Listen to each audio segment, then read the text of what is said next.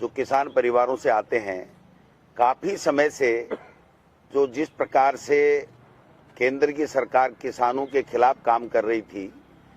जो 3 काले कानून लाए गए और उसके बाद में समझौता करके फिर समझौते से मुकर गए, और जो हमारी बहनों के साथ, रेसलरों के साथ में जिस प्रकार से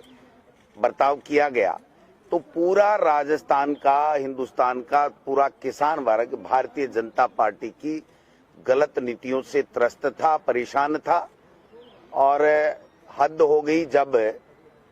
राहुल कसवाजी को जिस प्रकार से टॉर्चर किया गया किसान के बेटे के रूप में, और जब इन्होंने समय समय के ऊपर केंद्र के भाजपा के नेतृत्व को किसान के मुद्दे उठाने की बात की, तो इनको उन मुद्दों को उठाने की इजाजत भी नहीं मिली और उसका कोई जवाब भी नहीं दिया गया। तो मैं समझता हूं कि जब बात आई कि किसान का बेटा परेशान है, सेवा करना चाहता है और कांग्रेस पार्टी की विचारधारा को आत्मसात करते हुए उसको आगे बढ़ाना चाहता है, और जो राहुल गांधी जी की जो हमारी यात्रा है, इनके मुद्दों से प्रभावित होकर के हमारे राहुल कसवाजी, जो चूरू से वर्तमान में भारतीय जनता पार्टी के सांसद हैं, ये 2 बार से सांसद हैं, इनके पिताजी 4 बार रहे हैं, इनके दादा रहे हैं, इनकी माताजी कांग्रेस की एमएलए रही हैं मेरे साथ 8 से 13 में। तो ये 50 साल से राजनीति में रह करके सेवा कर रहे थे और किसान कौम को आगे बढ़ाने का काम कर रहे थे, माता बहनों को आगे बढ़ाने का काम कर रहे थे।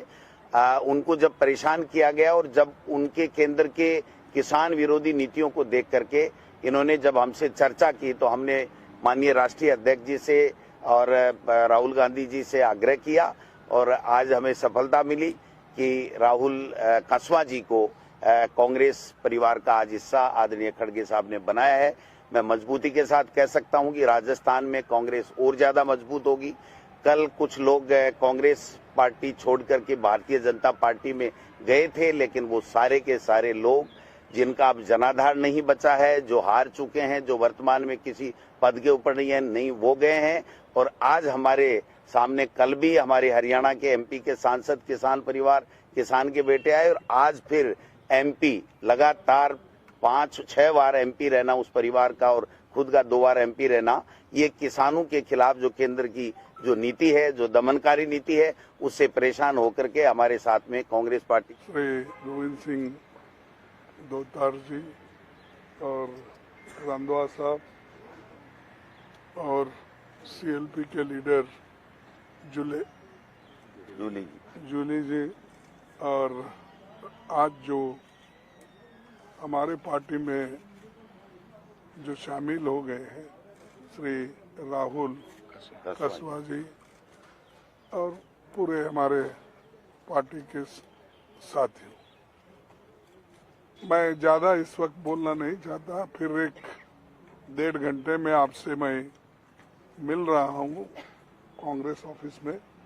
वहाँ पर यहाँ पर सिर्फ हम राहुल जी जो पार्टी में शामिल हो गए, उसका उनको मैं धन्यवाद देने के लिए और अभिनंदन करने के लिए यहाँ आया हूँ। और मुझे खुशी है कि उनको हमने जो शामिल कर लिया,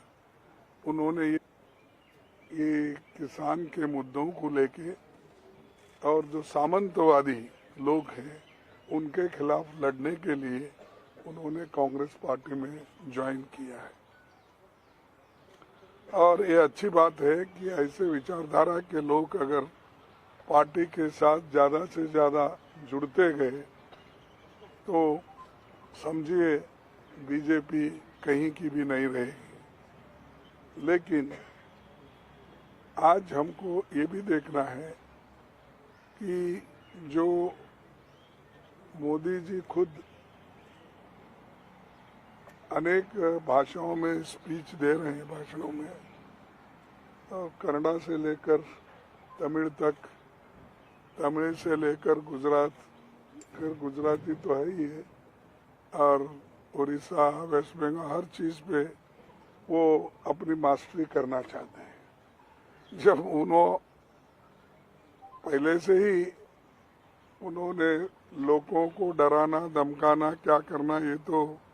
उन्होंने पहले से ही करते आए हैं। अभी भी वही एक अपना रुख रखे हैं, इसीलिए ऐसे लोगों की हमारी पार्टी में ज़रूरत है। और दूसरी चीज़, इनके बारे में मैं सभी को